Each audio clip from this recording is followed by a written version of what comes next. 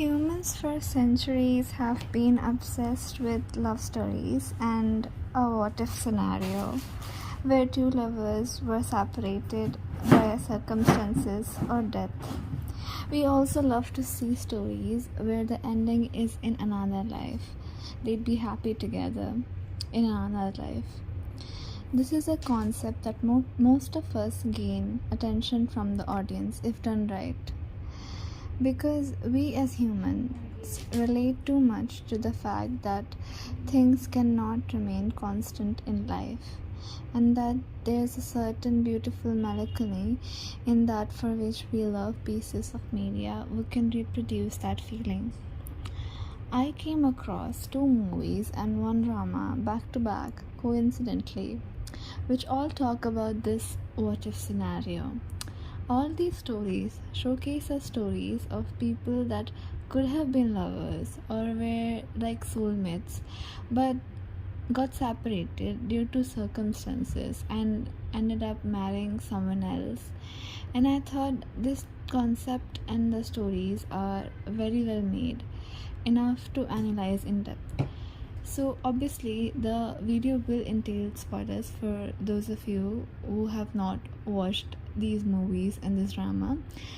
Please don't further watch it if you want to avoid spoilers for movie Past Lives, the other movie called Three of Us, and the K drama called 25 and 21. Now, let's begin without further ado. The first movie I'm going to talk about is Past Lives, directed by Celine Song. It's a movie that has been receiving praise from all over the globe, and deservedly so, because it tells a story that is so humane and yet hardly ever talked about because of the complexities of the emotions of everyone involved are so tough to portray, yet the director and everyone involved in this pulled it off graciously. The movie is about a Korean American immigrant woman called Nora, who, after years of being separated from her childhood sweetheart in Korea, starts falling for him when they regularly video call each other after years of being separated. But she doesn't let the mutual feelings become a relationship, as they live in different parts of the world and can't afford to sacrifice their career for each other. Later, we see Nora marrying a white guy named Arthur. And after years of their happy marriage, her childhood sweetheart, Hae Sung, comes to America to visit her. And the movie is all about the emotion they feel throughout. My favorite part about this movie is the fact that it pays attention to all the emotions the characters are feeling, including the husband. His feelings are not thrown aside. He's not made an enemy out. He's portrayed as a genuinely good human being who is trying to support his wife despite all his internal struggles, such as jealousy.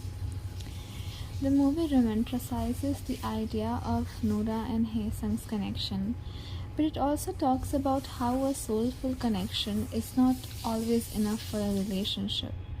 A relationship is made out of choices, and the choice that they both made was to not fight for each other, to be together, and that was not a bad choice.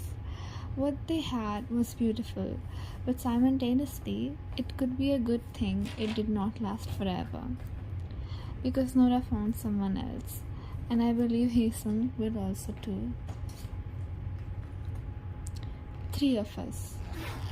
This 2023 movie, directed by Avinash Arun, starring Shefali Shah, Jaideep Ahlawat, I'm sorry for butchering the name, and Swanand Kirkiri, again, apologize, is about a woman who is at the early stage of dementia, visits her hometown with her husband to revisit her fond memories before she forgets everything. There she meets her childhood sweetheart, Pradeep. This movie is not really about romance, it's more about Shailaja rediscovering her innocence through visiting a town that's filled with her childhood memories, her friends and the neighbors and places that used to bring her comfort. but it is also a what if situation, as Pradeep is a sweet soul that could have been her husband if circumstances did not disagree.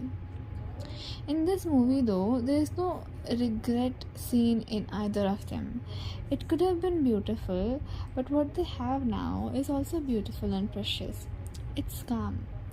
Pradeep is also married to a beautiful wife who is like a friend to him, who he finds comfort in. Shailaja's husband may not be the best husband, but his attempts are worth mentioning. He gives her the space she needs throughout the movie. He does not let his ego come between her feelings. He's a steady, silent support she has throughout her life. She knows he'll be there to support her throughout her dementia. That's a beautiful relationship. 25 and 21. A Korean drama aired in 2023, directed by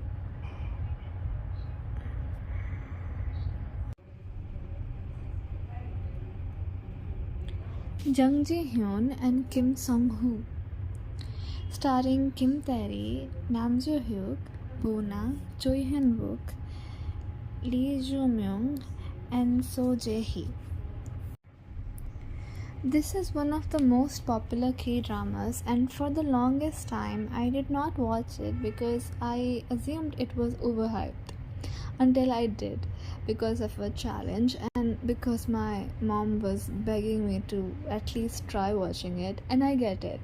I was in the wrong. It's a beautiful drama. I definitely get the hype now. The reason for its popularity is it tells a beautiful love story that was not perfect, that was not enough.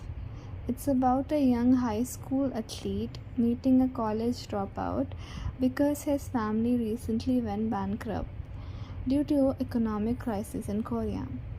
It's a story about these two people meeting each other at a time when they both were growing from a very bad place, and how they want to support each other throughout the process.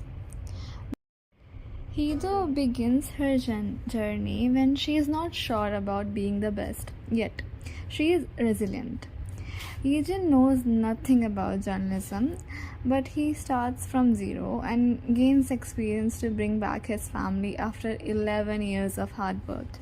Their love for each other began from the mutual support they had for one another to follow their dreams, but those dreams themselves became the reason for their love to fade. When they both achieved their dreams, they both became too busy to connect. The main problem was Yejin was not willing to share anymore. Their emotional connection was lost due to the distance which made them break up. Was their relationship beautiful? Absolutely. But this is a story about how most of our beautiful love cannot always be right for us. If it starts becoming mentally exhausting, it's not worth it, right? Does it not mean that it wasn't the most beautiful moments they shared between us? It's heartbreakingly sad, but it makes the audience wonder what if their love was strong enough to hold until the end. But that was not the story the writer wanted to tell at all.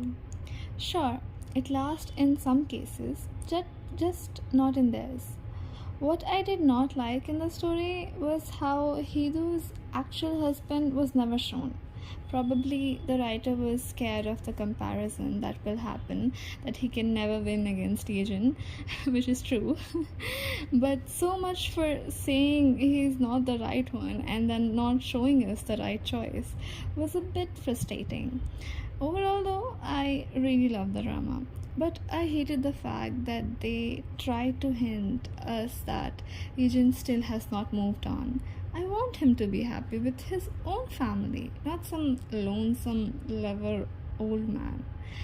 So basically, these three stories had the same theme, and I wanted to talk about them. Hope you guys enjoyed. See you not so soon, I guess, since it takes me a month to make one video.